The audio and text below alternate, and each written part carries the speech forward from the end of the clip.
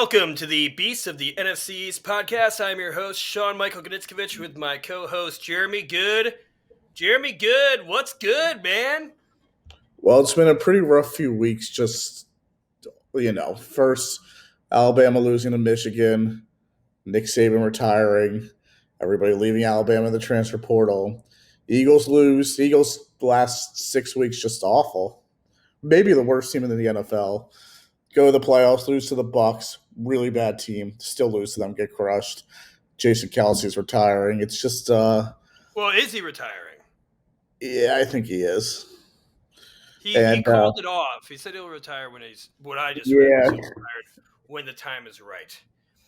I think his body's taking too much of a beating, and I don't think he had fun at the end, which is why he stuck around, which is nice. But I get it. There's nothing fun about what happened to this team and being around that kind of stuff in general. So, that's to answer your question as positively as possible, without cursing, without getting too heated. So there's. If you want to bring the heat. I'm dressed like this because now officially the entire NFC East is on vacation, headed to Cancun.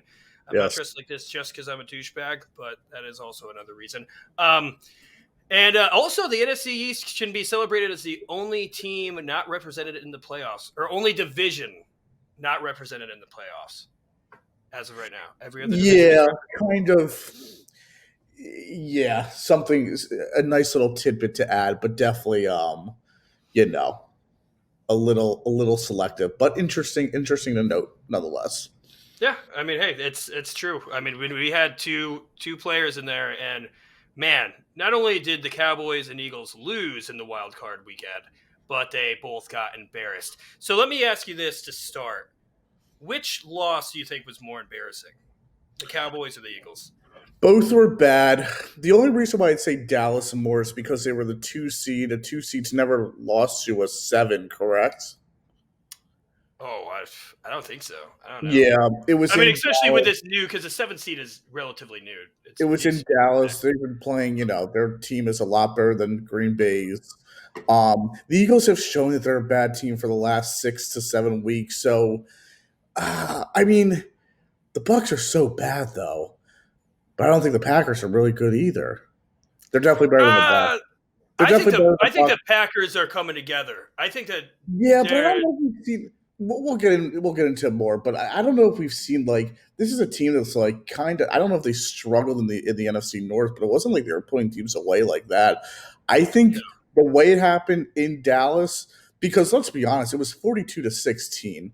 I'm not going to count Dak's garbage time touchdowns. Yeah. I think that was more embarrassing, but the Eagles definitely could give it a run over if you're looking from if you're looking for more time besides last week over the season, maybe the Eagles. But I think if you're just looking at those games, if you're Dallas, it's just as bad as it gets.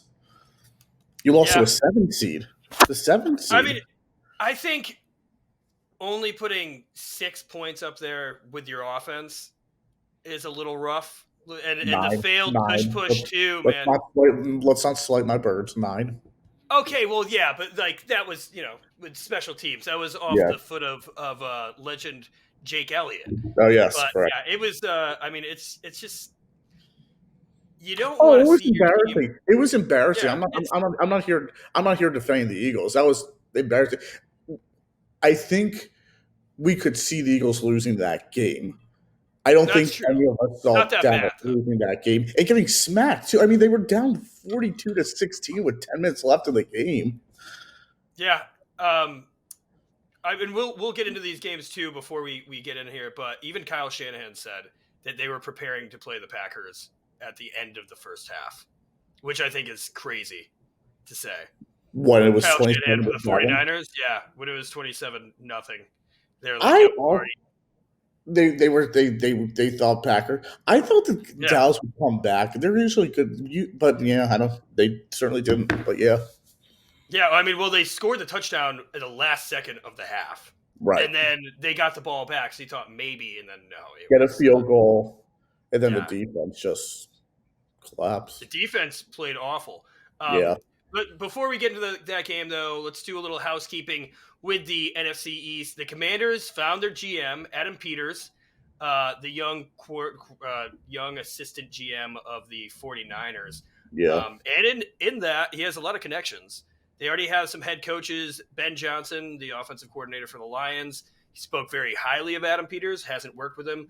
Bobby Slowick, the offensive coordinator from the Texans, who is one of the hottest names out there right now. Yeah, all the great things he's doing with CJ Stroud. He worked with Adam Peters with the 49ers before he followed D'Amico Ryans over to the Texans this year. And then also I heard Steve Wilkes is in the running also because of his connections with the 49ers there.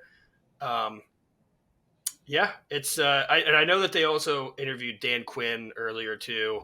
I don't know, after his embarrassing loss in the playoffs with his defense completely collapsing against the Packers, if that's going to affect anything there, but we'll see. Anything you want to say about these the Commanders making these moves? Yeah, the Peters. He's from the San Francisco system, so it's not a bad place to pluck some people. Yeah. They've really had issues with their GM, their front office, talent development, drafting. So I think they could be going at least in the right direction for the first time in a very long time. That could also be generous, but it seems like the ideas are there for them, which it's baby steps, but it's something I think for Washington. Yeah, and I think that the 49ers have done a really good job with their team building, And also with their personnel. Like everybody who's left the 49ers, Mike McDaniel goes off and he's almost won Coach of the Year his first year. If Tua didn't get hurt, that could have happened. And then D'Amico Ryans will probably win Coach of the Year this year, like after leaving the 49ers. So, I mean, it's like the 49ers and Kyle Shanahan is debatably the best coach in the NFL, offensive line. Yeah. So, yeah, there's a lot of positives there. Also, Ron Rivera says he still wants to coach, even as a defensive coordinator. I don't know. There's been rumors about maybe he comes to Philadelphia again. He would be returning. I think he was the linebackers coach in the early 2000s under Andy Reid. Yeah, I think that, again, I wouldn't want him as a head coach. I like Ron Rivera. I think as a defensive coordinator, as a defensive coordinator, he could do it, and just focus on the defense, especially as an older guy. I'd be concerned. I assume he'd go back to the stuff that like he's been doing for his entire career. So if you need to mix it up, maybe he's stubborn there. But I guess at this point, it's if you want to vet someone with experience. And someone who, you don't need a great defense in today's NFL. You just need a good enough defense, honestly. That's usually average, maybe even a little below average. As long as your offense is great, you can still win a Super Bowl. So I guess in that standpoint, you could do worse than Riverboat Ron for the defensive coordinator. But definitely, I wouldn't even mean head coaching. That's definitely out. I wouldn't want that. Yeah. Well, I know that I've also seen that Nick Sirianni, it seems like he's staying. I saw that they were looking at coordinators as well. But yes. Yes. I don't know if your mic's going in and out, but yeah, no, my Siri just popped up on my laptop. I don't know. Yeah, I think. Yeah. Well, I was saying that coordinators right now, and maybe keeping Sirianni. How do you feel about that? I'm okay with it. I think that the Eagles are not an impulsive team. One of the reasons why they've been so successful over the last 25 years is because they don't make decisions based on emotions like we've seen with Dallas. And I think that a lot of the issue with this team, it was definitely some coaching. Sirianni, he made some mistakes this year for sure. I think a lot of the players just sucked. I think the personnel wasn't there. I don't even think it was a lot of, like, some of that's on Howie. I just don't think they didn't see – you could see Bradbury losing a step, but I don't think you would have seen Bradbury losing 4 steps like he did, No. Josh Bradbury was was great for you guys. He I was. mean, He in the dipped, playoffs, he teetered and he he dipped off a ultimately little bit. lost you guys at the Super Bowl. But yeah, Yeah, he dipped off a little bit at the end of last season, but not much where like it's like that noticeable. He definitely lost several steps this year, which wasn't great. Josh Sweat also, it seems like, forgot how to sack a quarterback. Again, no one's fault. I think a lot of the players just Nicholas Morrow is the worst linebacker in NFL history. Anybody, if you go to a Pop Warner game, I promise you that linebacker for his age or her better than Nicholas Morrow. He's awful, and you keep on adding these guys. And Zach Cunningham, who actually in coverage was okay this year, didn't tackle well towards the end. But there's just too many guys who like were awful on defense. Who just didn't play. Who you thought you'd get contributions from. Jordan Davis can't stay on the field. Jalen Carter, you know, kind of hit a rookie wall kind of thing towards the yeah, end. But I'm not concerned about him. Nolan mm, Smith, they never developed him that much, and then he looked okay against the Bucs here and there with the sack. yeah. I think Sirianni has taken a lot of blame for this team when it's really the players. Look at the offense. Who got better throughout the year on offense on this Eagles Your team? offensive line stayed pretty consistent. Yeah, but I mean, I'll be completely honest. I love Jason Kelsey. I'll take another year. I mean, he was still the best center, but I think his play dipped off a little this year. Not big Mm-hmm. time.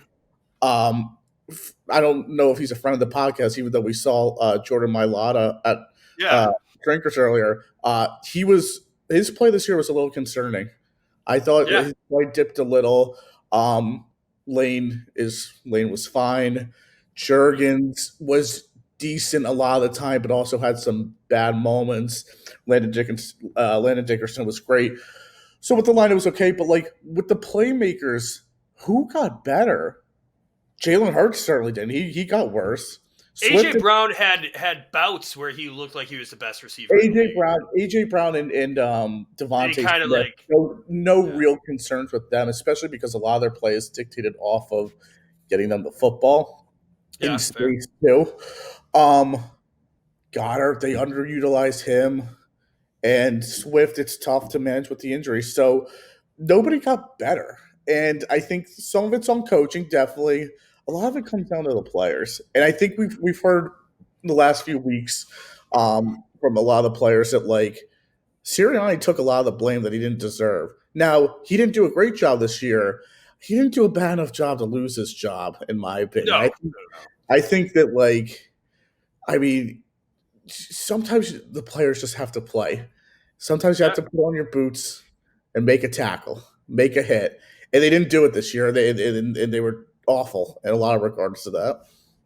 Well, I mean, I'll tell you this too. People forget how quickly the Eagles were on top with a Nick Foles Super Bowl, and then Mm-hmm. it took just 2 seasons, and then Doug Peterson was out the door. Yes, it was an That's right. awful season. A lot of injuries with Carson Wentz. And then he benched Jalen Hurts in that last game that meant nothing to them, meant a lot to the Giants, kicked us out of the playoffs for benching That's Jalen right. Hurts. But like Doug Peterson succeeding again in Jacksonville. I mean, they kind of fell off towards the end of the year and missed the playoffs, which was crazy. But I mean, Yeah, that was I feel like not that it was a mistake. I mean, Nick Sirianni brought him to the Super Bowl again, yes. but I think that continuity does do something. And I don't know if even back then I thought it was a shocker that Doug Peterson was fired. Yeah, that was a little different because he was so insistent of having Press Taylor, the quarterback coach, be the offensive coordinator. Press Taylor, if Nicholas Morrow was the worst linebacker to ever play football, I think Press Taylor would have been the worst offensive coordinator ever. So that's where the Eagles were concerned. That's where they dropped, like, that's where they cut ties with Doug, knowing that if he got another job, he'd probably be good wherever he would go. It was just, you couldn't have his coaching evaluation stuff like that with Doug Peterson. Yeah, it's this city. I mean, Philadelphia loves they love blaming the coaches. A lot of times they're right with Doc Rivers. Too many years with him to not make any adjustments. With Nick Sirianni, he made mistakes this year. A lot this season just needed to end too figure it out, work through it. Definitely get an offensive coordinator who can call plays, which is fine. But I mean, let's hash out some of the blame to the players because they deserve it. And defensive coordinator, because I mean, dude, on paper, I know your linebacker core was lacking throughout, but I think one of the better defenses last year to fall off so much, and that had to do a lot with your secondary, James Bradbury. It But did. you think that like you have good pieces on every level in your defensive line, even an aging defensive line with some key young players coming up. You think that there'd be enough to be a much more competent defense. But I mean, dude, the Bucs. I mean, they've had games where they look good on offense, but they looked like unstoppable against you guys. Yeah, I don't. They've never looked that good all year, except besides a few days ago. Yeah. Baker. I mean, he figured out some success this year in Tampa. His best year probably in football. I'm rooting for him. I like, but you know, he I like Baker. He put away the Eagles, and he got punished too. There were a lot of drop balls by K. Dotton, a few by Mike Evans. There were a few that was like, it's tough. Everybody blames the receiver for drops. Sometimes it's like you don't see like the receiver like have a weird lunge to get to the ball because it's too far and it hits them in the hands, and like people's like, well, it hit you in the hands, but you know it was still a tough ball to catch. Yeah. Oh, I know, dude. I don't have the greatest hands, dude. I take excuses. Yeah, just with personality. I mean, the Eagles had 5 new guys in the defense this year. Some of that's on Howie. He doesn't emphasize the linebacker position. He doesn't emphasize safety. So he had to trade for Byron mid-year, which was a desperate move, but something you had to do, so not awful. You had to get Shaq Leonard. Not a great situation, but you're not blaming him either because you had to do it in that situation. And those trades ultimately didn't end well, which was bad. Yeah, so some of it's on Howie, but I just think a lot of it's on the players. Make a play, get better, show your talent. And I don't think we saw it on offense that much. I don't think we saw it on defense either. Yeah, but well, we'll get more into the Eagles. Let's just finish up this roundup because the Giants made some moves with personnel. So the official news is that we hired running backs coach Joel Thomas, who is the Saints running backs coach for the past like 6 or 7 years. They've always had great running backs. Alvin Kamara, obviously one of the success stories. When Mark Ingram had success there, even throughout this season with Alvin Kamara gone, they found success in the run game. I remember like Tony Jones Jr. the third had like a great game underneath him. Not that big of a deal. We also have Aaron Wellman hired as our executive director of health, which Aaron Wellman, perfect name for that. Wellman for the health. Right. I mean, he was a strengths coach for us before he left for Indiana. He's coming back as an executive director. I mean, that's like stuff that, we'll see how that unfolds. But the defensive coordinators, we've had a few interviews. We have Ravens defensive coach Denard Wilson. Yes. Who actually, I mean, I kind of like this is the Ravens rankings against the pass this season via Gridiron Media. EPA first, touchdowns tied for second fewest, interceptions tied for third most, pass deflections tied for second most.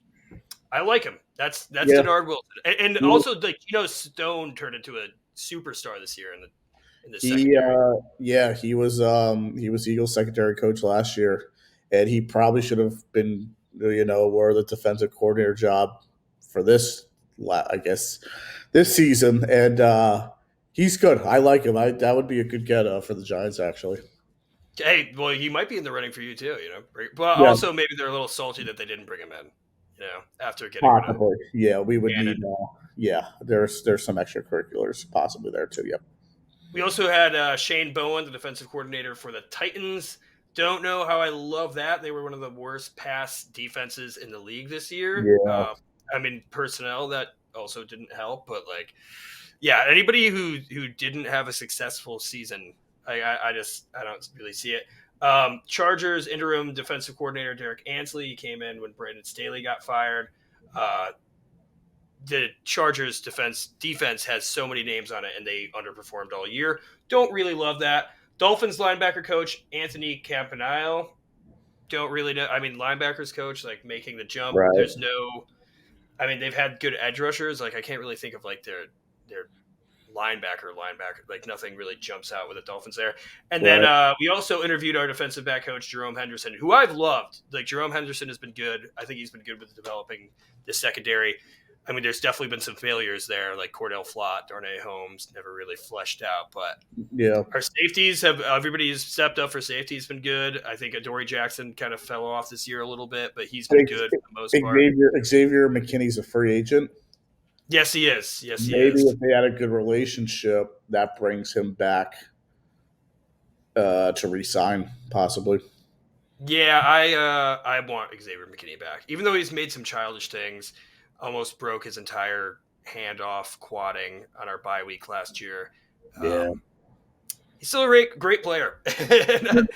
There's just something. I mean, it's just with when you're a New York Giant, you're just going to do reckless things, whether it's Jason Pierre-Paul with fireworks, whether it's a whole wide receiver group on a boat.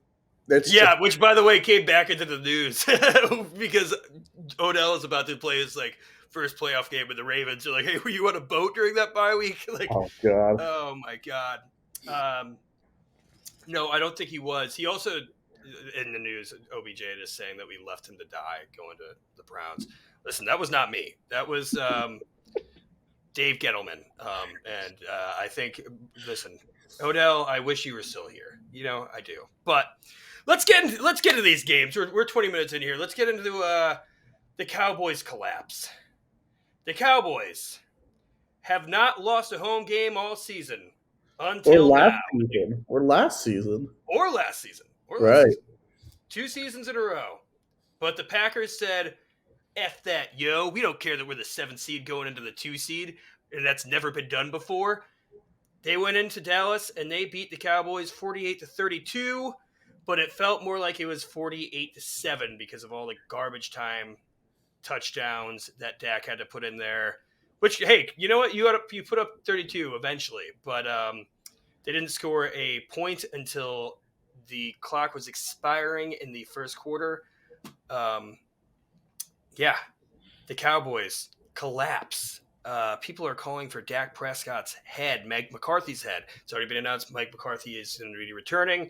And I don't think there's any doubt that Dak Prescott will be returning, despite Skip Bayless saying that he proved why he was a 4th-round pick. Jeremy, your thoughts here? Yeah,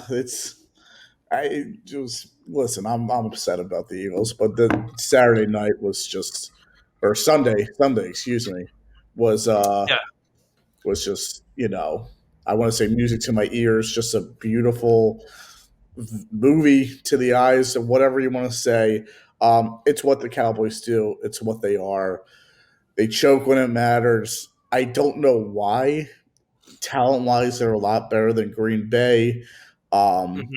They gave up 50 points to them. Aaron Jones had, I think, 2 touchdowns coming into the game and then 3 in this game. Some of that's a little situational, but it still says a lot.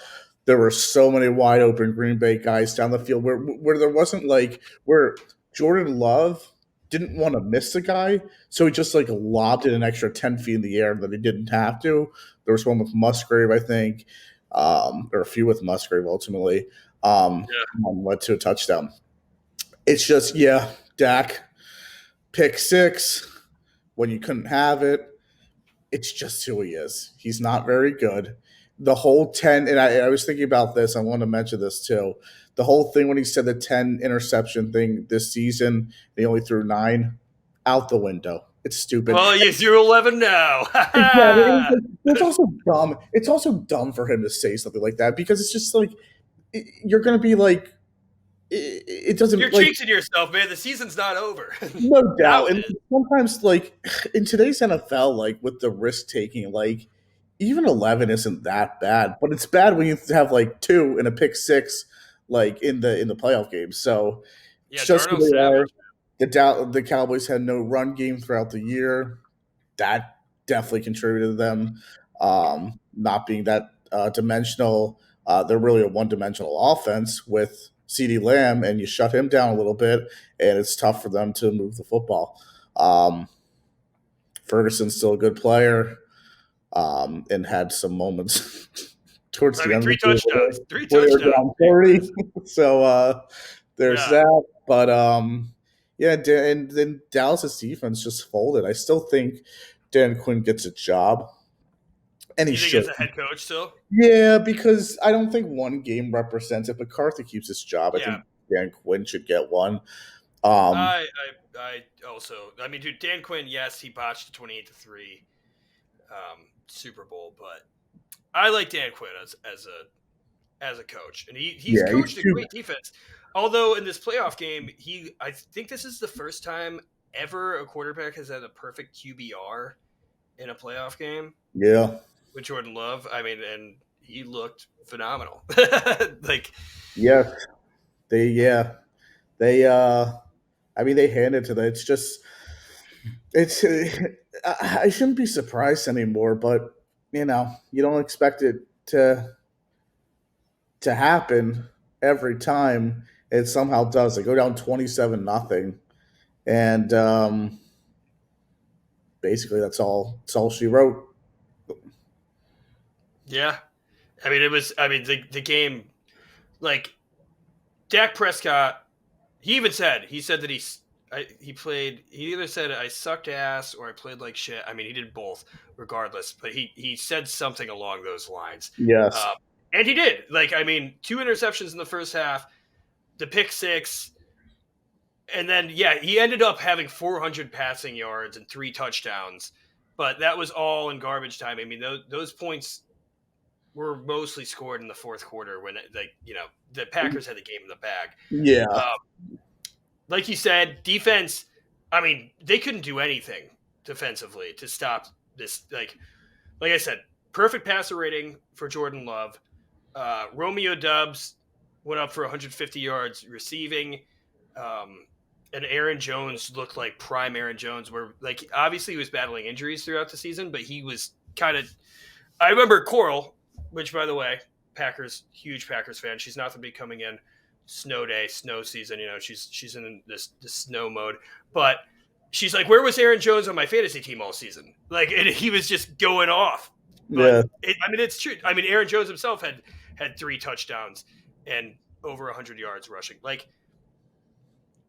This Cowboys team, man, it was just like a romantic collapse for the whole world. Like the Lions fans were even rooting. Well, that was because they had a home game, but also because the Cowboys kind of screwed them too. Yeah. But yeah, for a season where Dak Prescott was getting lauded as maybe an MVP candidate, CeeDee Lamb, broke all these records. It just ended so poorly. And the CeeDee Lamb still ended with 100 yards. There was also a lot of those garbage time plays. Right. He was pretty. He was pretty covered before the garbage time stuff. He was pretty covered by. I think mostly Jair Alexander. I think they also had some other options but it was. I think there was one play early-ish in the game where CD went out towards the sideline, was locked up, plays over, and Jair Alexander just throws a shoulder at him after. I'm like, oh my god, this might be a long day for the Cowboys, and it was. They are the most consistent team at breaking their fans' heart every year the same way. And I think ultimately, I mean, it's hard to find a quarterback. I think it's who Dak is. I think it's hard to run it back with a player like that who I think this is his best. His best is just not good enough. And there's a lot of quarterbacks. It's not just him, but you wear the star. Do you think there's a chance that they shed Dak this offseason? No, I don't think so. Unless they can trade, unless they can get off his contract and get a really nice deal. I don't think they will. I think he helps. I think he's good enough ultimately to keep them relevant. I think he helps with the storylines. I think he's worn a star on his helmet for so long that it helps. The press has been there with him, and they know what to expect, so they like it. I don't know that Dallas really hasn't focused on winning, developing, and taking the next step seriously enough to really make you think, is Dak's job in jeopardy, which you could really think about in a lot of ways. So I'm not sure. Yeah, the Cowboys now have not been to a conference championship game in 29 years. That was Yeah. the last time they were in that, is when they won the Super Bowl. Yeah, Dak is 2-5, I believe, in the playoffs as well. And I think that I think his rookie season, he won at least one playoff game. If I'm correct there. Yeah. So yeah, really has just not been successful in the playoffs. I don't see Dak going anywhere, especially not with like McCarthy. He would have to have another collapse next year. But I think it's definitely in the air. Cowboys fans are calling for it, but it's like the Cowboys are consistently a good team. Like they just don't have enough to get past, like, and their defense too. Like that collapse, I don't even know. Like that needs to be studied. Like I don't know what Matt LaFleur did to get all this going, or Dan Quinn just didn't prepare. I mean, it was just, yeah, it was a lot of fun to watch, though. It was a lot of fun to watch the Packers piling it on. It keeps on happening every year. You know when to tune in, and it was awesome when that in Dallas too. They go to the fans in the stand; they're all upset, yada yada yada. So great for that entertainment. Love when Skip Bayless gets upset. And they're bringing back. You watched the video too? Yes, they're bringing back McCarthy. Your thoughts, Sean, on that? To bring back someone like Mike McCarthy after that year and after a few years being in Dallas too. Yeah, I mean, what? I mean, he's made it to the playoffs every year since he's been with Dallas, correct? I believe so. Unless was that last year? Yeah, they did last year. They did last year. The only time, no, that Doug Peterson game when he got fired that season. I don't know. Oh yeah, 2020. I think. Yeah. Was he the coach then too? Was 2020 a Washington year? That was the Washington year with Taylor Heineke. Yeah, I think Dallas and the Eagles were both really bad that year. Yeah, but also Dak Prescott was like had a broken ankle leg. Oh, so, yeah. That was. Yeah.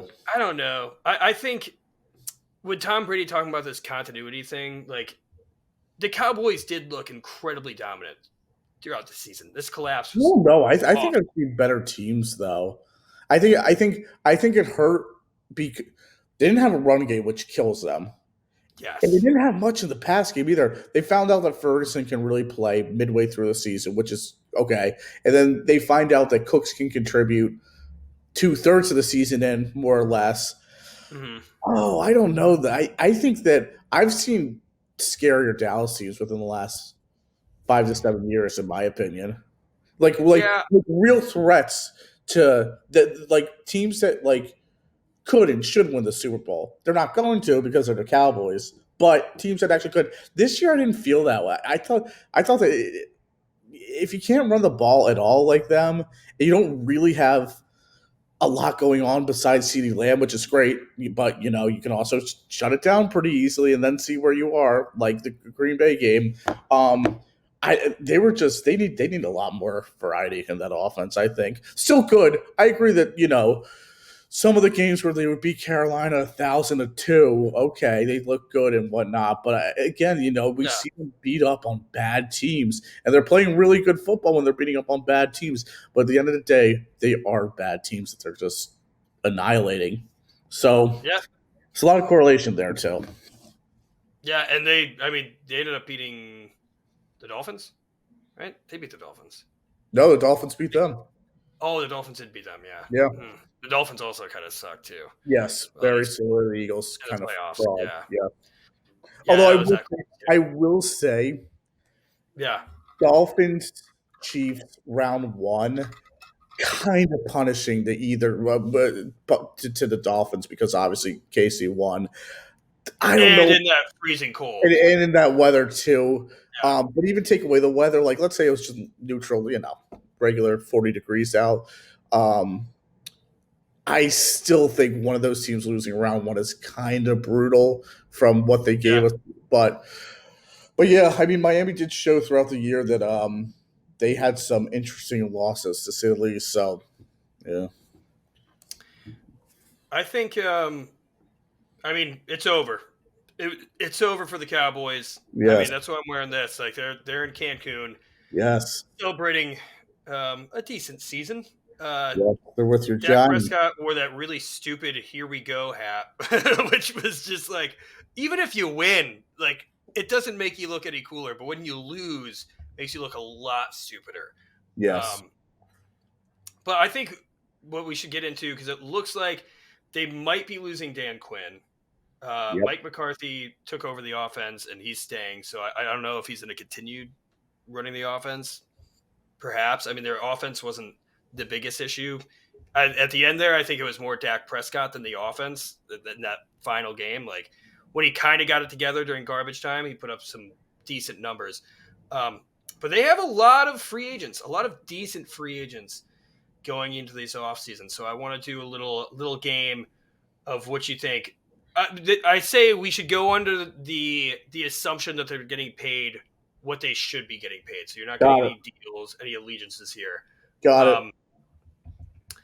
So first on the board, and I think we talked about this a lot, Tony Pollard. Got the franchise tag last year. Yeah. I mean, I hate paying running backs in general.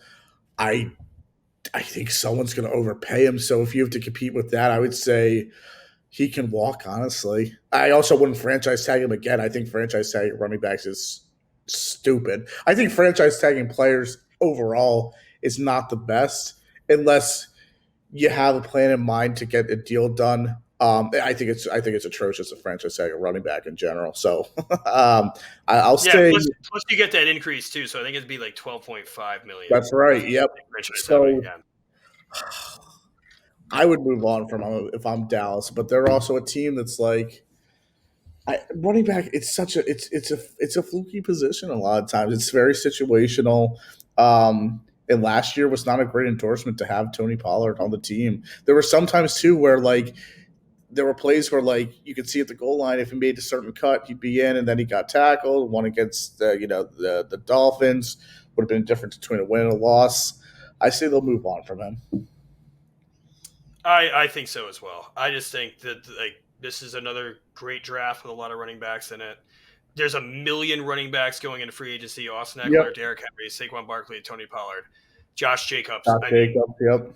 Yeah, I wouldn't like Boston even with all Scott. Boston Scott, a giant killer. I mean, hey, if DeAndre Swift, maybe the Giants take him if you can't beat him. Take it, but although he didn't score a touchdown against us this year, so no, I think he made up for all the touchdowns with that fumble. Nice fumble. Yeah, that was nice. Next one on the list, Stephon Gilmore.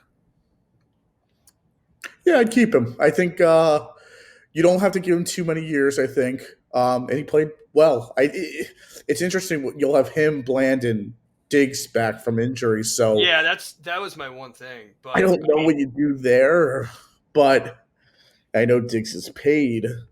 I don't know what Bland if he's a free agent or not, but I think he's going into his third year. Bland. Okay. Yeah, this is his second season. I think Gilmore. I would keep him. You don't have to commit many years. He's not going to cost too much. You'll give him whatever. I mean, if you put Bland in the slot, which was originally going into the season, Bland was in the slot. Right. And you have Gilmore and you have Diggs. You can move those three around. Like, plus injuries do happen, and thank God it didn't amount to anything. But I think that you keep Gilmore too, and I think that Gilmore probably wants to stay there with his success there, and yes, the Cowboys are still they're still a team that can compete for the Super Bowl year in year out, no matter what you want to think, and they're collapsing. It would be interesting how he does without Dan Quinn, assuming he leaves, because I think that he definitely helped out his career in his year in Dallas. But yeah, I think I'd still bring him back. Next one on the list is Dorrance Armstrong. Dorrance Armstrong, the defensive end. He played decent this year, seven and a half sacks. Like, he definitely contributed on the edge. I don't think that he's somebody that you need to bring back. You know? Yeah, I think in this case it depends on the money and how much Yeah. he's 7.5 sacks these days can get you maybe at least 6, 7 million, at least two on the open market. I think I'll also be completely honest. I'll be completely honest. Not the biggest Armstrong knowledgeable guy, but I do know that Yeah.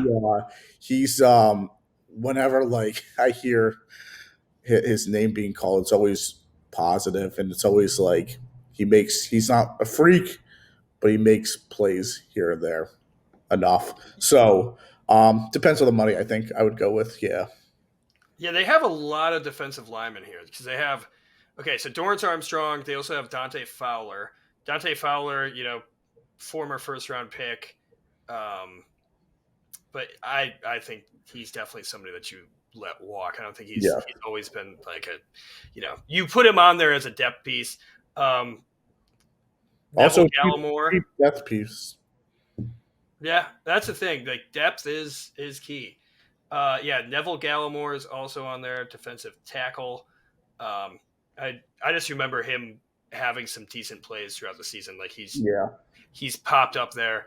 Also, Jonathan Hankins, former Giant, also up there. But I feel like he is getting up there in age, Jonathan Hankins. Yes. So I mean, we're getting into depth here. Like, I don't even see like Jaron Curse. Do you keep him? He's one of their starting safeties. Yes. I would think, again, assuming I don't think the price is going to be too much. I think unless they have a bigger plan for a playmaker at safety, I think I'd bring him back. I think. Yeah, and they also have Jordan Lewis, which I believe is also there.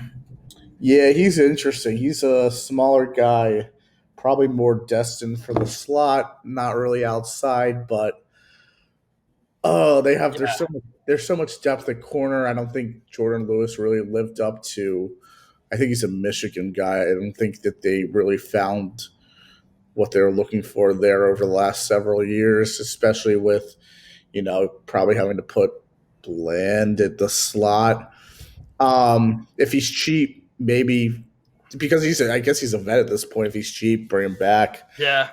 For depth, but otherwise, maybe someone else throws him a bone, has an idea of how they could utilize him more. 31 other teams. So a lot of these teams like have pages of knowledge on these guys because they were in the same draft process. They knew what they were looking for during these drafts and whatnot. Maybe they were a pick away, maybe they were 5 picks away, but they have a lot of ideas of a lot of these players who are maybe not starters, but could be more of a contributor on their team than the team they're currently with.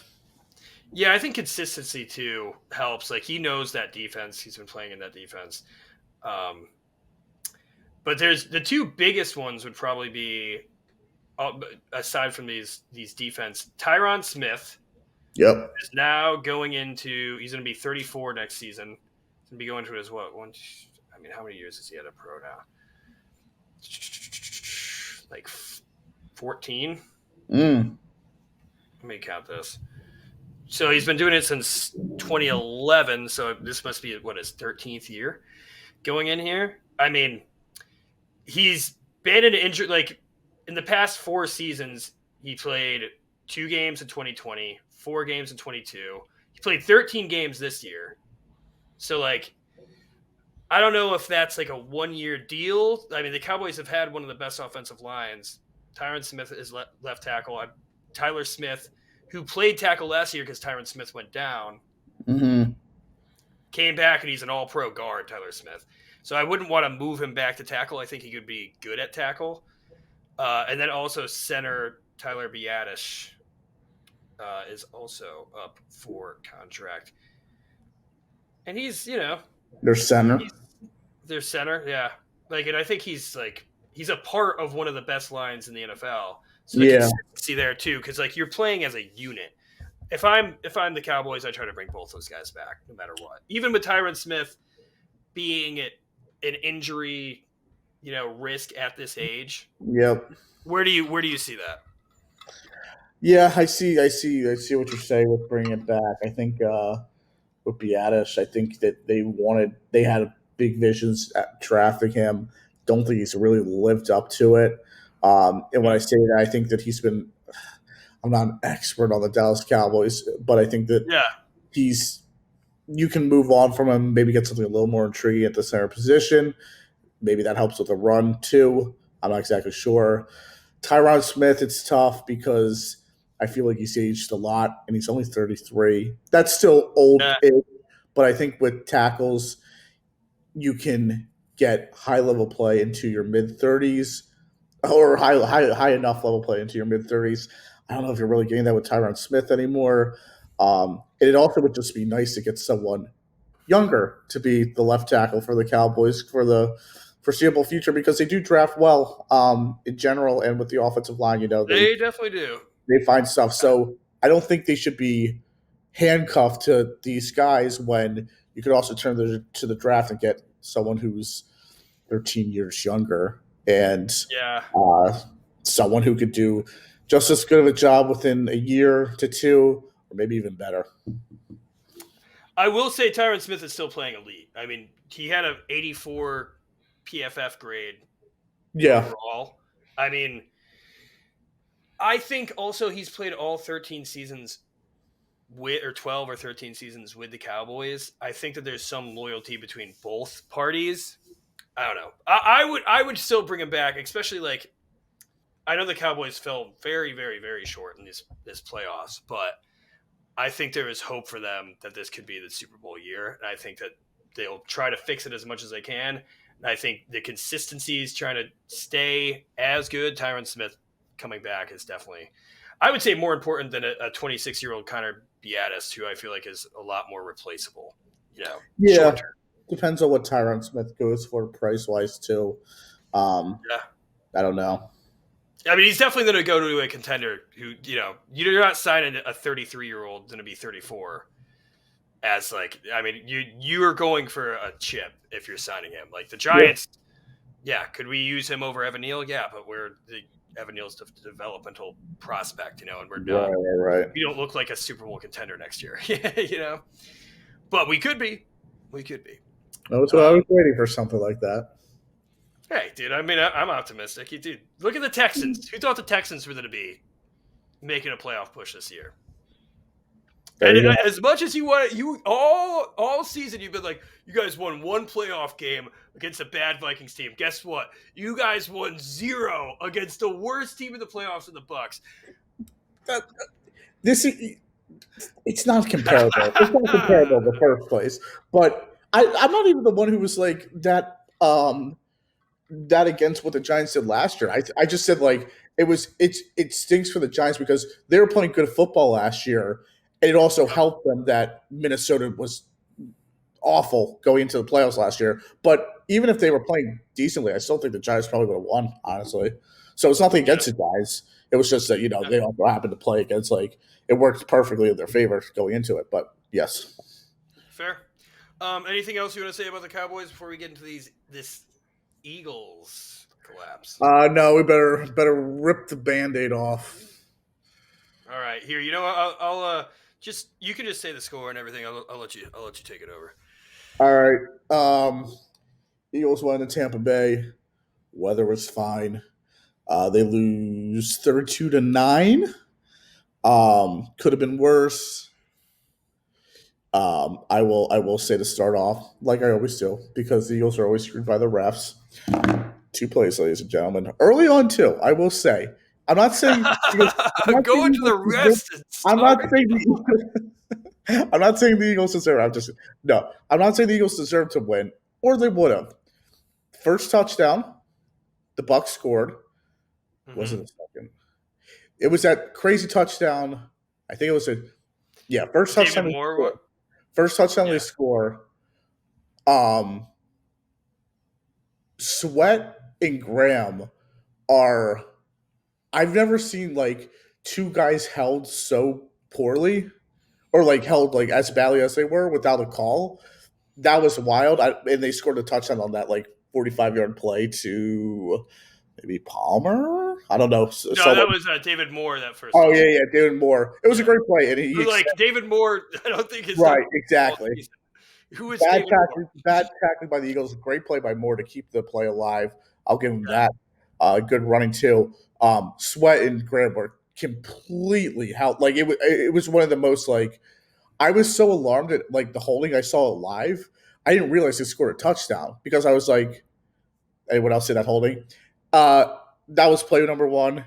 Play number two, Eagles score a touchdown, believe it or not. Their only touchdown. It's 16-9. They do the tush push from the one. Jalen Hurts' face mask completely ripped. And that's the reason why you stopped it, because you stopped and no call there when it was. Well, you guys got the field goal first, right? And then there was an offside. And I did text some people and say, maybe we should take the points. They don't come easily with this team anymore. And everyone's like, no, there's the one.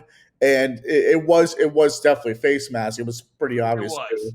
But he was down before the face mask, which I've seen that argument. I've seen it. He was down before the face mask. So I've always been on that argument, but that's also not a rule. Like, obviously, it's not a rule in the NFL. So, like, yeah. I would say I've always said with the face mask thing. There are a lot of times when guys are being brought down and there's nothing they could do, and then their face mask is grabbed right before their knee hits the ground. That shouldn't be a face mask. I'm reasonable. It didn't dictate anything about the play. But yeah, that was a miss. It would have been 16-11. I think the game's a little different there. Even though the Eagles aren't good, it's still a 5-point game. They would have had momentum and kind of decent momentum too, if you want to say it like that. And then it just hit the storm. They couldn't score. The Eagles defense actually played well in the second and third quarter. They getting to the quarterback, getting sacks. Milton Williams made a few plays. Milton Williams looked really good. Yeah, he's going to get paid too, I think, as he should. Not paid, but paid decently for his usage. He helped. Sweat had a sack first time since they signed the Declaration of Independence, I think. First time since like week 8. And it kept them in the game. Like the defensive line kept them in the game in the second, third quarter. It was great. Or most of the third quarter. And then Jalen Hurts, they're at the 14. It's third down.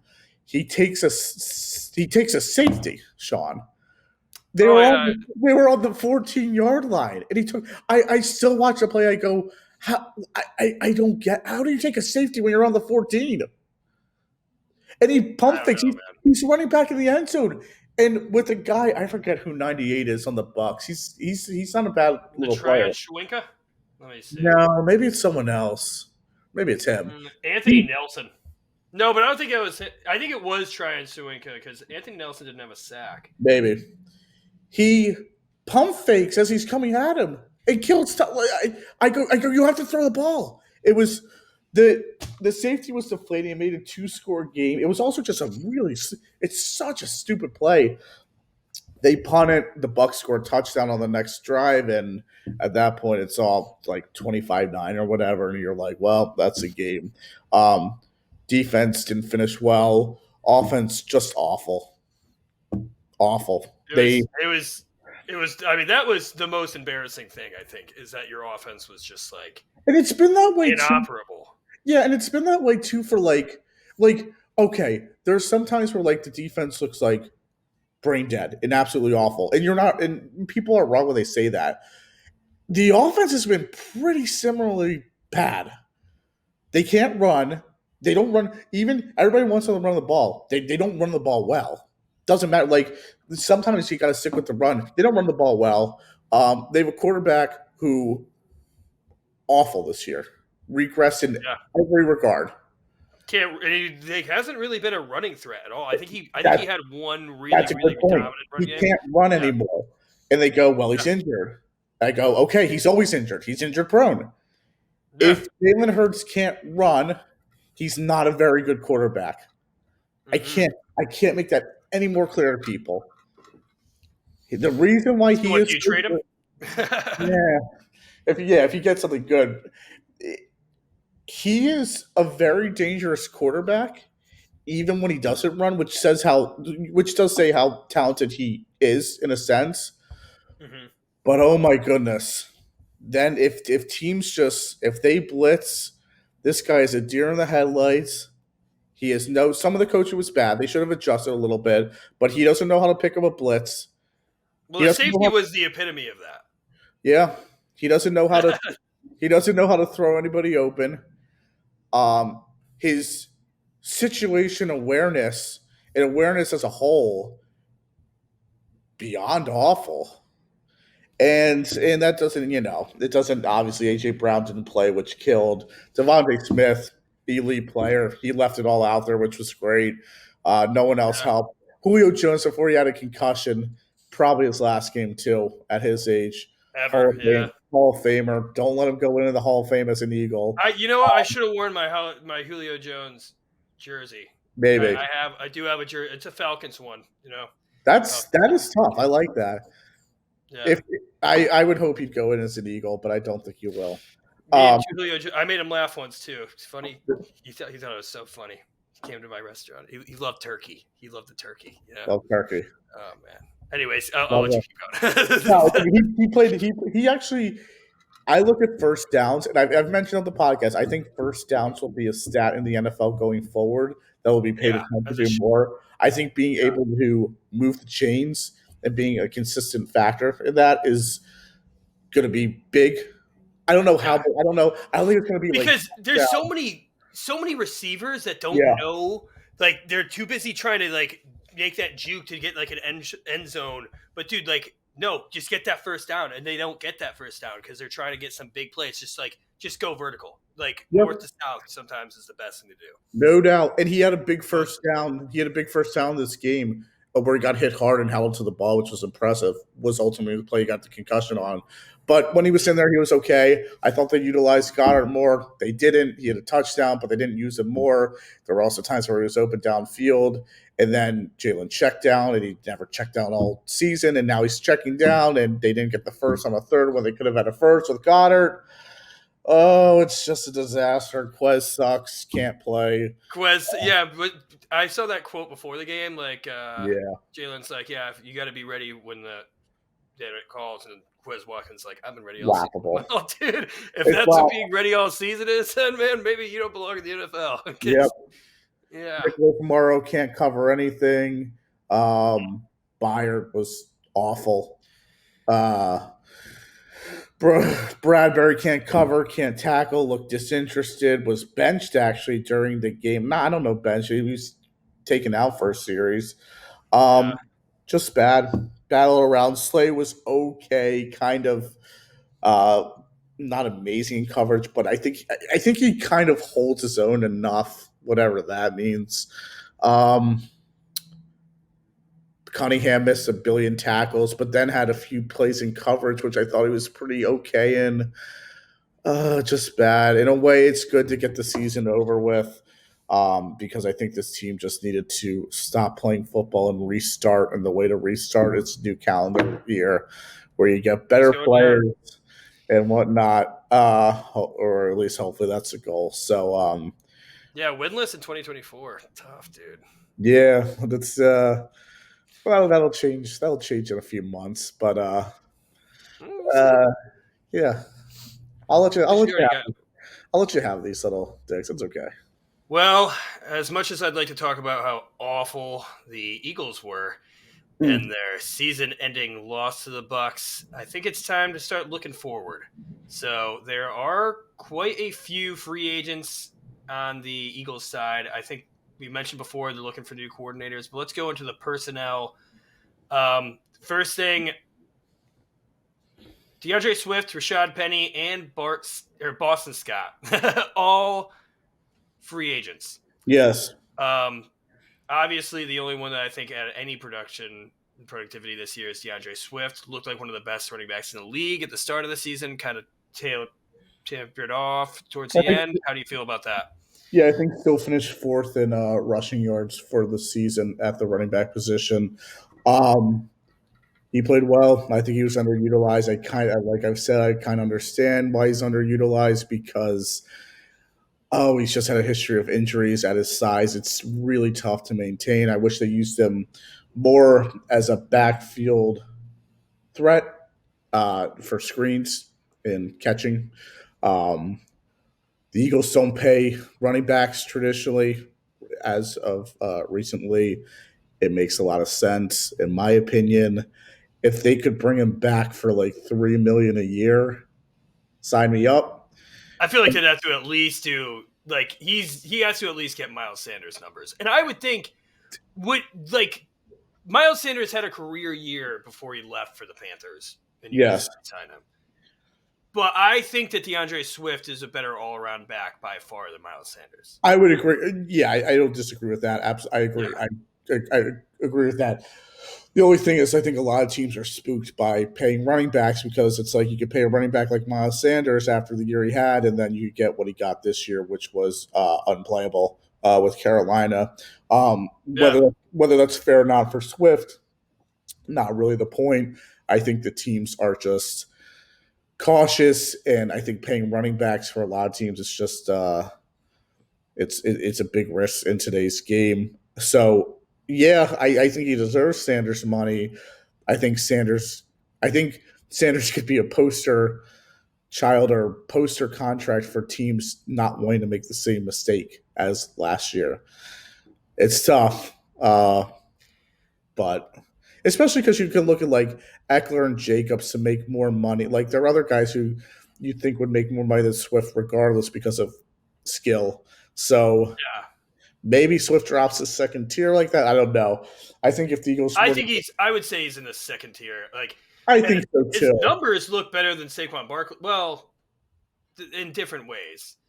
And also, you guys had a better offensive line. But I think that Saquon Barkley is still in a tier above DeAndre Swift, all in all. Um, For this upcoming contract season, do you see from a them in similar tiers? from a playmaking standpoint, I think I have Swift over Barkley. I just don't. I think Really? maybe it could be personnel with the Giants, and maybe the Eagles line helps a lot there too. On the other, vice versa.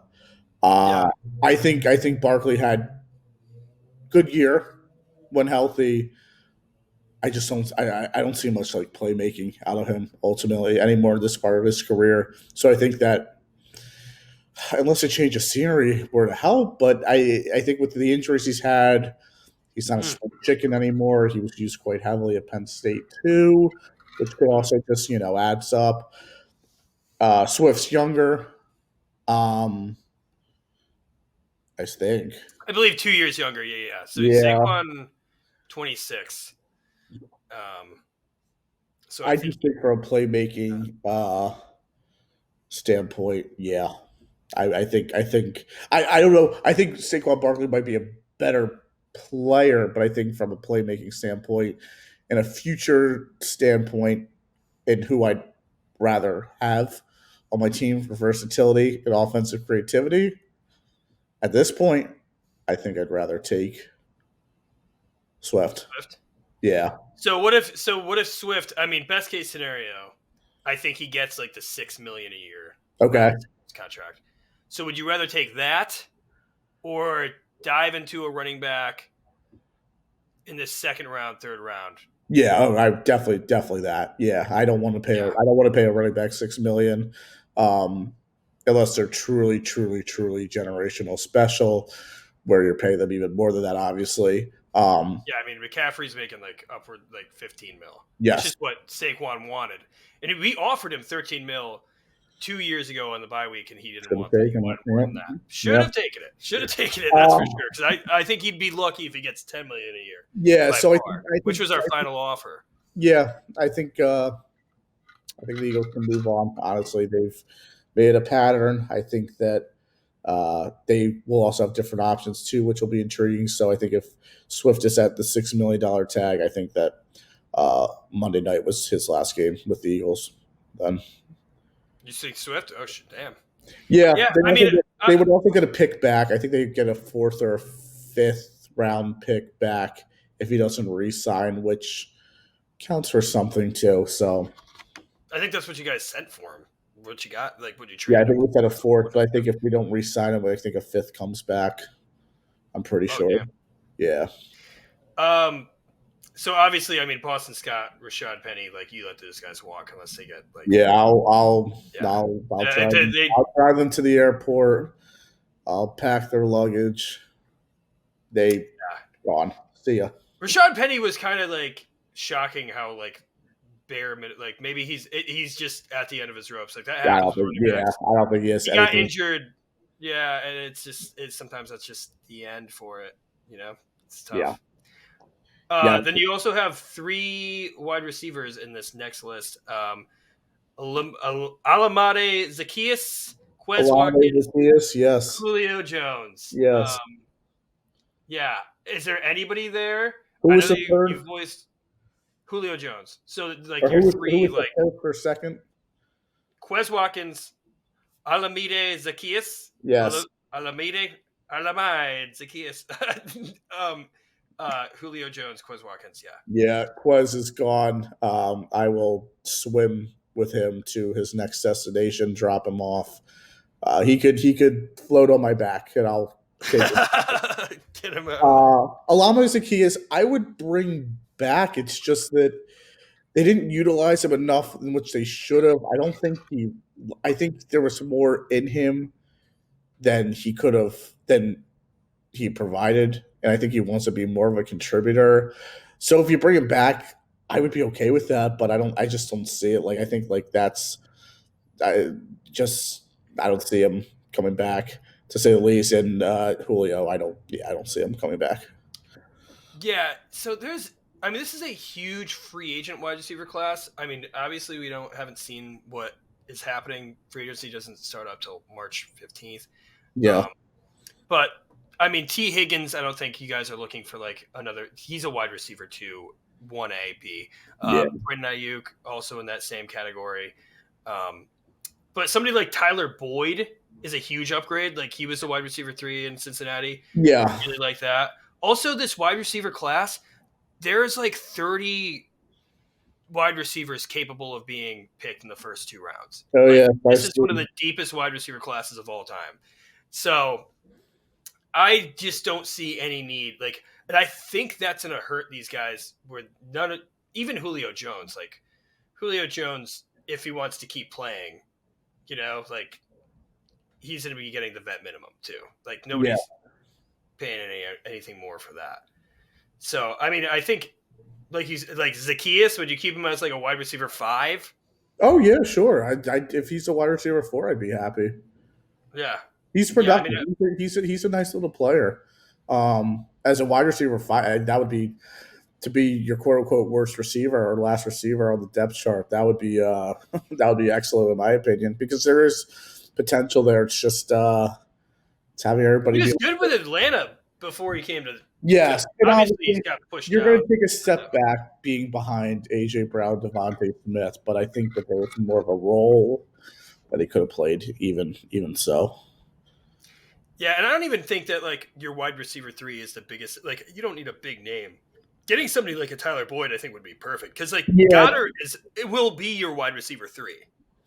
Like right. I think they need more. I think when you have a guy like Jalen Hurts, being completely honest, I think the more talent you can surround him with, the better.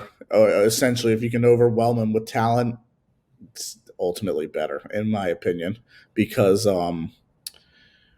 we've seen that when there isn't much talent around him, he definitely doesn't utilize and bring out the best of mediocre to a little above average players. So, yeah, I think they do. I think wide receiver 3 needs to be more of a focus for the Eagles. I've said that for a few years, and yeah. Yeah, I think, like I said, I think I wouldn't even address it in free agency. I think that you guys have enough on there. I think maybe just take a shot in the draft, like, and then maybe that's a contingency plan for AJ Brown. I know some people were saying AJ Brown might be on his way out. where do you stay? Do you see him as a trade candidate? I mean, you'd probably still get a first round pick for him. Yeah, I don't see I why think you they would would. though. I don't see them. The Eagles would take a cap hit, to take a pretty big cap hit on trading him, which makes zero sense. I also don't think the Eagles are interested in trading him either. Yeah, Um, why would you? they're like, yeah, He's they're a like, top five I wide saw the receiver. odds, and it's like, I guess because like, people are always like trying to start stuff and like, oh, it looks like he's unhappy. Financially, it doesn't make sense. Talent and productiveness for this team, it doesn't make any sense. So yeah, that's kind of where I am with that. Also, like AJ Brown has been recruiting people to the Eagles. I mean, he recruited Julio Jones to the Titans before they traded him too. Uh, Yes. but like, I don't think that AJ Brown is unhappy with the Eagles. Like, I'm sure he's upset with this early playoff loss, but like, the grass isn't always greener. It's just. Yeah. Um, next, I mean, Marcus Mariota. I think that we don't have to dive too deep into that. I mean, like, let him walk. I'm assuming, like, I would say yeah, but Tanner I it's also one of those things where like if they like the idea of him because he's similar to Hurts a little bit in playing style, maybe he comes back. But I mean, I don't know. Like, it would be nice to have someone a little better, but against your back, I don't know. I'd say I could see him here, but don't be afraid to move on from him for sure. Like you shouldn't be in love with Marcus Mariota. Yeah, you should have kept Gardner Minshew, to be honest. He's looked good. It's funny because he played well against Dallas last year, and then he sucked Yeah, against the Saints, and everybody was off. And I go, listen, yeah, he had a bad game against the Saints, but he looked great against Dallas, and he had a good year this year. So it shows that Eagles fans are just not always the smartest bunch. yeah. There's like a week to week like narrative for so Right. many It's so players. annoying. It's like, It's not just Eagles fan. It's very like everybody, but like the Eagles fans like soak they definitely participate and soak that stuff up. And it's annoying because you have to look at it from a bigger picture a lot of times. Head coaching, backup quarterbacking, yada yada yada.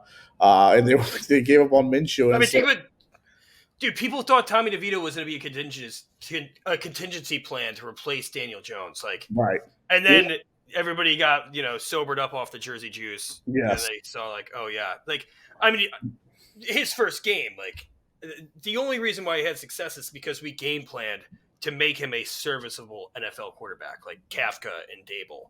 Yes, Like, absolutely. it's just, yeah, it's it's stupid. But Mariota, you think probably walk?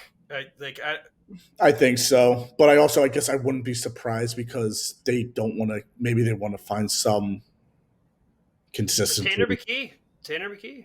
Yeah, I think with the three quarterbacks now, it's nice that you can like actually really develop a third. But yeah, he looked good in preseason, so he's the opposite. But he's the opposite kind of player to hurt. So I don't know. We'll see. Yeah. Okay, so then we have a bunch of linemen here: Jack Driscoll, uh, Oesua Opita. Yes, Sua Peta. Yeah. So he started this season for you guys, Yes, correct? at guard, he's been okay. Uh, So he who's took over for Isaac Samulo, right? Who ended up going to the Steelers. No, he's always been a backup. He has filled in for Jurgens when Jurgens got hurt. Oh, okay. Yeah. Opet is okay as a backup. There are some times where he misses a block where a big play could have happened. He's okay. Indifferent to him. Bring him back, okay. If not, What about Driscoll? Driscoll had a good game. I forget which game it was. Maybe it was Miami. I forget, but he filled in well. He's not consistent enough. I'd rather have someone a little better at as your first guy off the bench at tackle. They're also expensive, so I would move on from Driscoll, but I don't know if they'll be able to because of money. I mean, in depth too. Like depth is important on the O line. Yes. Like, I mean, we've seen it in so many, like with the Giants. I know, especially like we had a guard starting at left tackle at one point this season. Jack Driscoll, I think, being able to play guard and tackle, I would I would find a way to keep him around, even if you pay him a little bit above the minimum backup level. You know, Yeah, the only issue, he is versatile. The only issue is he's not great at either, and it's kind of like fair.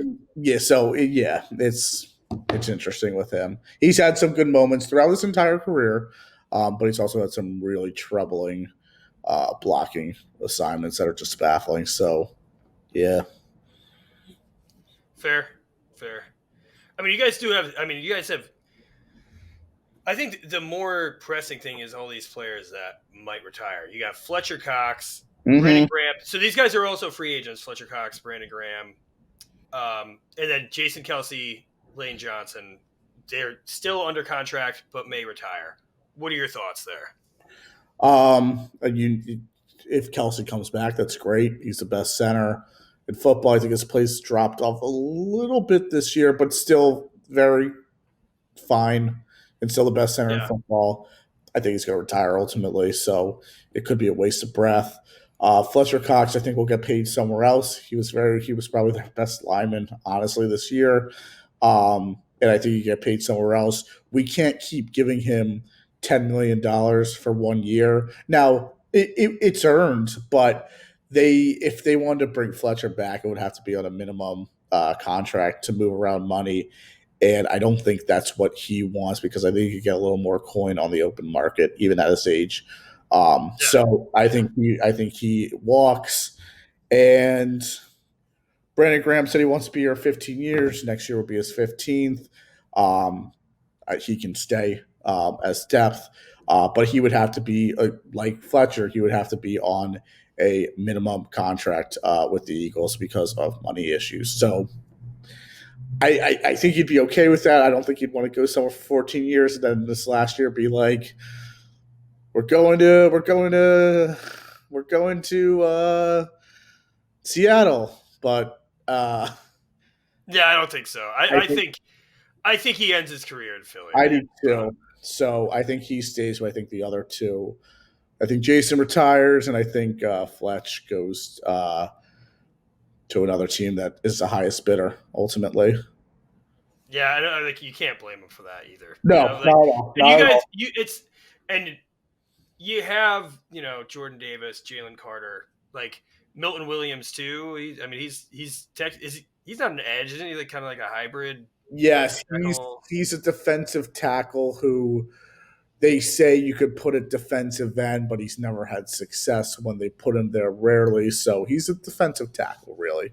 But the Yeah, idea of him being a tweener is music to every Eagles fans' ears. But I don't think he's ever really found his way on the outside or had much of I an feel like opportunity. he's like a Leonard Williams type. Like he's a defensive tackle, but you could put him at edge if in like certain scenarios. Yes, I give Leonard Williams a lot more credit. He can definitely disguise him more outside than Milton Williams, in my opinion. But Yeah. yeah, similar. Um. Yeah, Lane Johnson too. What's like the latest on him? I think he comes back. He's playing. I think what it comes down to, I don't think he'd pick another team. What it comes down to is Yeah. playing or retiring.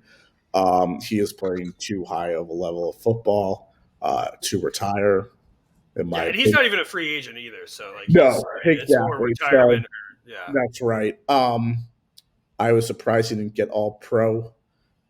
Trent Williams is good, but Trent Williams is a left tackle and Lane's right tackle. So I don't know how both of them didn't get it.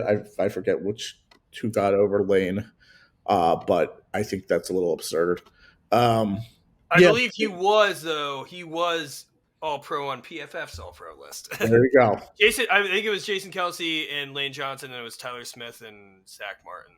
Interesting. So, yeah, I thought Landon would maybe get some votes. I don't know. I don't know how. Maybe he did. Maybe I yeah, just breakdown. They need Lane back, especially if you lose Kelsey. Losing Lane too would be really difficult to rebound from, especially because they're playing such. They're like they're fine wines. They're playing better football at their age now, especially Jason Kelsey than when they were younger. So yeah. Kelsey, it seems all but said at this point, and you understand that he's just been beat up. It's a beat up position. and you thank him for his service. Lane, I think, has some more years in him, and money will never be an issue here in Philadelphia. They treat him right as they should.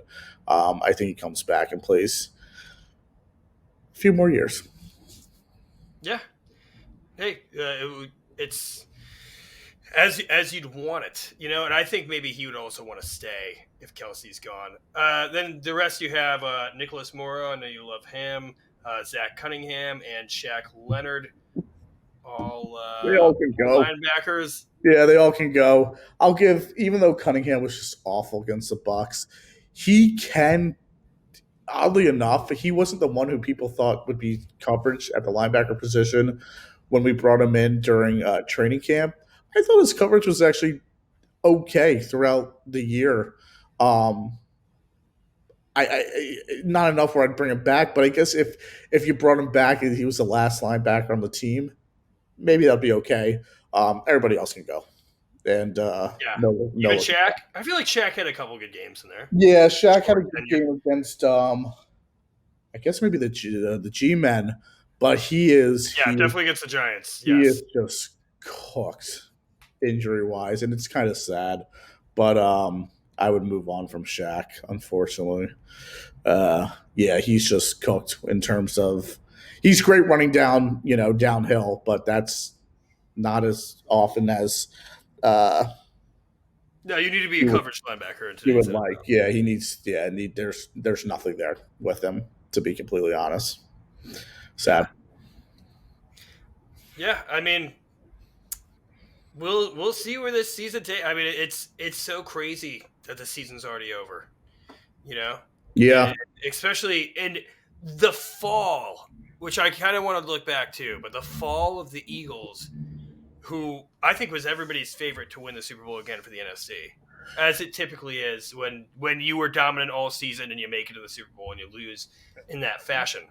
Yeah, and I think even when you guys were 10-1 in playing sloppy but winning football, I think everybody still had the Eagles in there. And I think when they lost to San Francisco to go 10-2, the record wise not relevant. Just when the game happened, I think the tide sort of turned and everybody realized, okay, San Francisco's a better team than the Eagles. Yeah. So with that, it was definitely a fall. But I think San Francisco. I think the Eagles ultimately, even if they didn't have like that bad of a fall, I think they would have, at the very best, lost to San Francisco in the NFC Championship game this year. I think. Yeah, I mean, we haven't seen the Niners play yet this postseason, but I think they're still everybody's favorite by far. Yeah. In terms of if not who they're rooting for, but who everybody knows is. And the Eagles just don't match up with them at all. I mean, with their offense to our defense is old and slow. It's a clinic. So matchup wise, dreadful. Doesn't matter how good the Eagles were and how good they might have been able to play up until that point. They just don't match up with San Francisco's team this year at all. No, it's I mean, I don't think anybody really does. I think the Lions. I mean, the Packers play them next week, and the Packers, I don't know, who knows? Like they could pull it out. Like Packers are going to need to score. Cowboys. I think if we're looking at teams that match up with San Francisco, I think Baltimore's up there. Maybe the Bills if this new team is as real as we think, which is questionable. But they are playing good football. I think it's just those two teams. I think. All right, I think we've spent enough time kind of going into the deaths of the Eagles and the Cowboys. You want to just do some quick predictions for these playoff games, and we don't have to go into it, but I think just pick them. Sure. First off, what's your Super Bowl before we even go into this? What's your Super Bowl? Who do you see? Well, it's a very popular San Francisco Ravens Ravens? matchup. Yeah. But Bills San Francisco is also very intriguing as well, considering what the Bills are playing like. So I'll do, and we also know with the logo, with the Super Bowl logo, with the colors, it would favor San Francisco and Baltimore. I'll go with that as a safe bet. But as my second backup, I'll say San Francisco again in the NFC. I don't think anybody matches up with them in the NFC or really compares Bill against the Bills. Okay. I think that I've had the 49ers since the beginning of the season as a Super Bowl favorite. Yep. So I'm going 49ers, and the Ravens has been the team that I've been going for this entire time, like since like week 6. But I want to have fun here, so I'm going to go 49ers Texans, because you know what? I think the Texans actually, we'll see how they match up against one of the best defenses in the league with the Ravens too, who are really good at just demolishing good teams, as we've seen throughout the seasons. Lamar doesn't play Throughout in this the season. playoffs, though. Yeah. And I'm a Stroud boy, man. I believe. So let's go into this though. Texans Ravens. I see the Ravens winning this game, but I like the Texans. I feel like it's either going to be a incredibly close game where one of the two comes up winning by like a field goal, last second touchdown, whatever, or the Ravens are just going to destroy the Texans. Right. It doesn't help that Lamar hasn't played well in the playoffs, so it could be interesting. I still have the Ravens though winning. Yeah. Okay. And then we both picked the Niners for the NFC, but Niners Packers. How do you see this one going? I think the Niners win with ease. I think they take notes of Jordan Love and the offense that Green Bay had last week, and I think that they beat Green Bay. Not dominate them per se, but they don't really struggle with them. Yeah, I mean, I could see, I don't know, with this Jordan Love led team, I could see some magic happening, but yeah, I mean, I think that the whole universe is backing these Niners. At least if you had to put your life savings on it, I think everybody would pick the Niners there, and I agree. So I'm gonna go Niners there. And like you said, I think the Packers are gonna put up a fight. I don't think it's gonna be some overall romping. Yeah. Lions Bucs in Detroit. I think I have to also go Lions here. I want the Lions to represent the NFC, regardless. I want to see the Lions. I'm rooting for the Lions. Huge underdog, lovable team. Love Jared Goff. Love the way that Dan Campbell congratulated him after that win against the Rams. Mm-hmm. Also, yeah, I think the Bucs are, they're lucky that they ran into such an awful Eagles team to start off the playoffs. There you go. Your turn. The Lions will win solely because they're playing an awful team in the Bucs. You agreed with me. They'll also play. I think they'll be fine, but to play a team like the Bucs in the divisional round, it's just an easy win. Fair. And then the perennial. It's crazy because I feel like we always see the Packers 49ers in the playoffs. Obviously, new era Jordan Love, but the Chiefs and Bills since Josh Allen and Patrick Mahomes. Yeah, that's right. Yeah, that has been like consistent and huge games. I mean, they changed the overtime rules because of that Chiefs Bills game in the playoffs 2 years ago. Did they? Yeah, that was like they went to overtime and it was just the first score wins, and it was like a back-to-back all the way up and through, and then Patrick Mahomes touchdown. Was that 2 years ago or 3 years ago? But they didn't change anything after that game. Well, that was like the precedent for changing it. Oh, okay, yeah, sure. Oh, yeah. That both teams should have a chance. Yeah, no doubt. Another game where it's like, geez, you could kind of see this game being the the AFC Championship game, not because this Chiefs team is not like they usually are. And it should be noted, they're just not. But with Mahomes, anything's possible when you have Patrick Mahomes. And their defense is You think very it's possible that they ride that D into the playoffs? pause. Sorry, I'm quoting. That's what a reporter said. That's I right, don't I even know the remember guy's that. name. To Maurice Jones-Drew. I sent it to you. Yes. But he said the Chiefs, which, but as funny as that quote is, and I can't believe that guy said that on national television, and then I said that on this podcast. The Chiefs' defense is like their best defense they've had. Absolutely, it's kind of funny how their worst offense ever goes with their best defense. So, and when you have Patrick Mahomes, anything's possible. So, I think the Bills win though. Yeah, in Buffalo. Yeah. The Bills. I mean, I could see this one going either way too, and I hope it is another shootout, like another legendary playoff shootout between. I don't know how many people on Kansas City will help with that. Rashee Rice is killing very it. good player. Kelsey fell off a little bit. Ben Watson. I don't know. Yeah. No. Kadarius Toney, I saw was like injured last game. I was like, that's a plus. I mean, no, not Ben Watson. But who knows? Who's a Watson on the Chiefs? Honestly, you said that, and is it Christian Watson?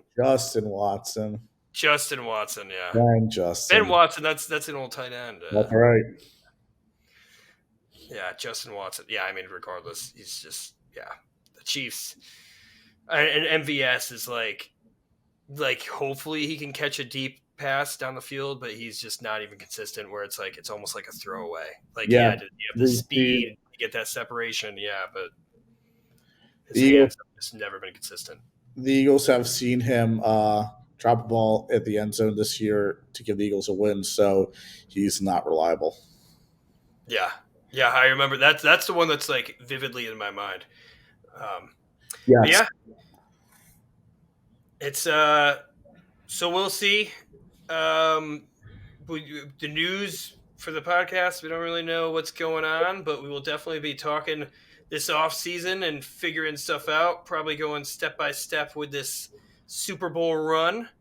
But it's been a good episode. Thank you guys for listening. And the Eagles and Cowboys suck just as much as the Giants and Commanders, because guess what? Nobody's in the playoffs anymore. So thank you guys for listening. Loser logic. That's just what a Giants fan would come up with. Everybody's equal. If no one's in, it doesn't. Who cares if one team won 6-11? Yeah. Who has a win in 2024? Giants. Unbelievable. All right. Well, thank you guys for tuning in. We'll see you next time. Again, we are the Beasts of the NFC East.